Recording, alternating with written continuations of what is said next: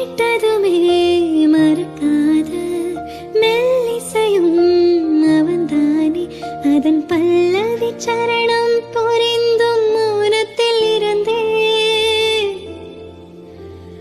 ஒரு கரையாக அவன் இருக்க, மறு கரையாக நான் இருக்க, இடையில் தனிமை தழும்புதே நதியாய். நிழல் போல நானும் நடை போட நீயும் தொடர்கின்ற சொந்தம் நெடுங்கால பந்தம். கடல் வானம் கூட நிறம் மாறக்கூடும், மனம் கொண்ட பாசம்